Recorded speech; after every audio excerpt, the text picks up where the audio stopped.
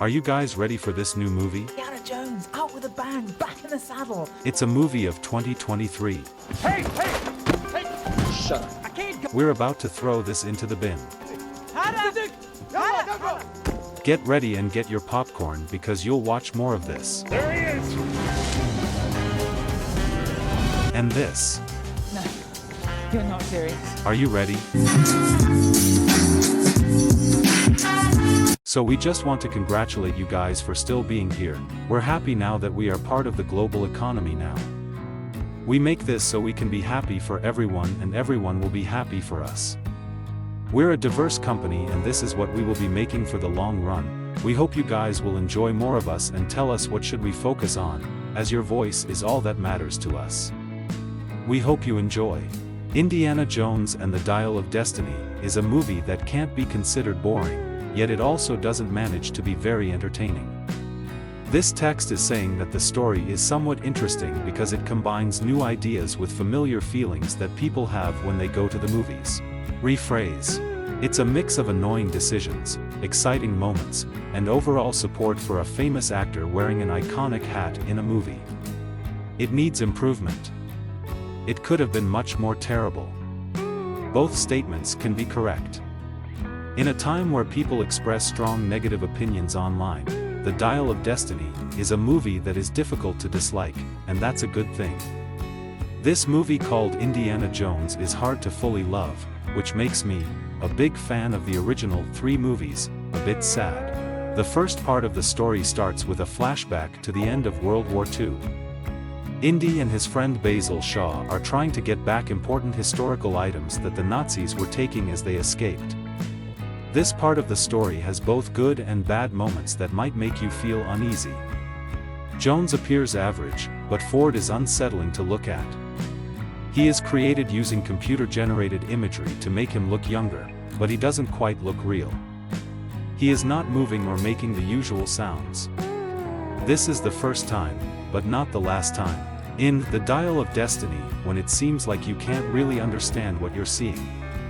It creates a problem in the movie by using certain effects too much.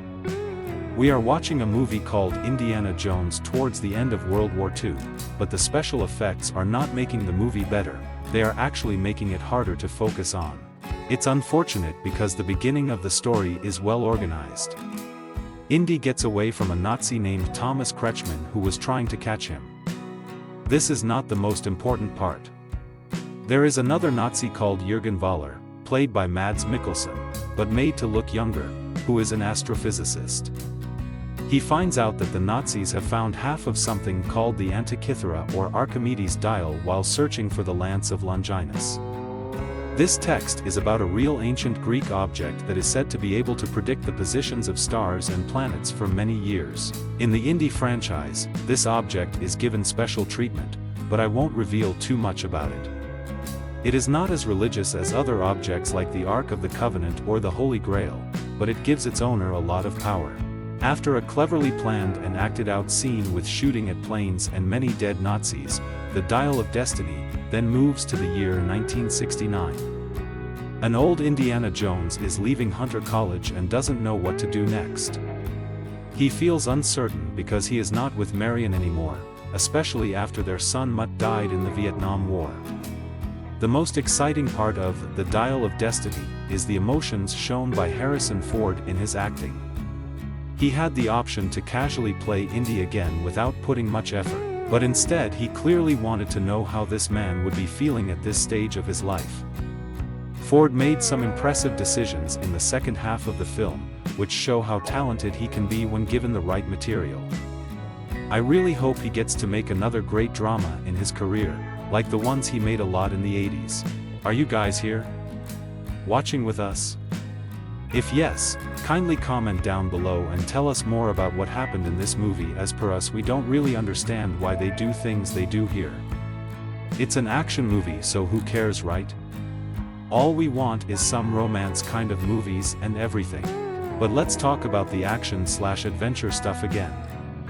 Before he can put his retirement gift away, Indy is taken on an exciting journey with Helena Shaw, who is Basil's daughter and Indy's goddaughter.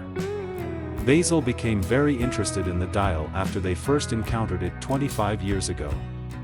Indy promised to get rid of the part of the dial they found. No, Indiana Jones doesn't break old things that are important to history. As they are getting the dial from the storeroom, they are attacked by Voller and his gang. This leads to a horse chase through the subway while a parade is happening. This is a messy and awkward scene where a famous hero is riding a horse in a parade that is actually meant for someone else. It brings back nostalgic feelings. Soon, everyone arrives in Tangier. Helena wants to sell her half of the dial. A new character named Teddy joins the group. From this point on, The Dial of Destiny turns into a typical action film where Jones and his team attempt to stay ahead of the villains while leading them to what they are trying to reveal. James Mangold has made a great old man hero action movie called Logan before. However, in this movie, he struggles to create action scenes that are as exciting as the ones Steven Spielberg makes. Yes, we are in a new time period. CGI is used more often. But that doesn't make the clunky, awkward, confusing action scenes alright. Take a look at movies like John Wick, Chapter 4, or a small new movie that will be released soon that I'm not allowed to talk about. Even though there are computerized effects, you can easily understand where the characters are, what they want to achieve, and what obstacles they face. The main plot structure in The Dial of Destiny often doesn't work well. There's a scene where cars chase each other in Tangier, but it's very frustrating because it lacks impact and importance. In another part of the shipwreck, there is a scene that is supposed to feel cramped and tight. Unfortunately, it is also poorly put together. I understand that not everyone can be as talented as Spielberg, but the way action scenes are presented in movies like Raiders of the Lost Ark and Indiana Jones and the Last Crusade is not present in this movie. Instead, the action sequences in this movie are very expensive, which resulted in the budget reaching $300 million. I really wanted to watch the $100 million version of this movie, and I wanted it to happen sooner rather than later. The Dial of Destiny is more successful when it doesn't stress too much about using up a lot of money. When Indy and Helena start searching for real treasure, and John Williams' famous theme music starts playing again, the movie becomes really exciting. And, without ruining the surprise, it concludes with a sequence of things that I wish had been given more emphasis in the 130 minutes that came before it. Ultimately, The Dial of Destiny is a story about a man who wants to control history, but another man who wants to enjoy it stops him. However, the man who wants to enjoy history may have also become trapped in it because of feeling sorry or not taking action. There is a strong emotional part in this, but it arrives too late to have the full effect it could have if the script was better. It seems like this script was changed a lot by producers and writers, which made it lose some of the important rough parts it needed to be effective. Spielberg apparently gave Mangold some advice when he handed over the responsibility to the director. He said, "The movie should be exciting from start to finish, always keep it moving." Okay, trailers are hardly ever uninteresting. However, movies are always more enjoyable. We hope you guys enjoy every bit of this. For who's still in this end, we salute you and we will give you lots of things in the future. Giddy up and have a great day. See you.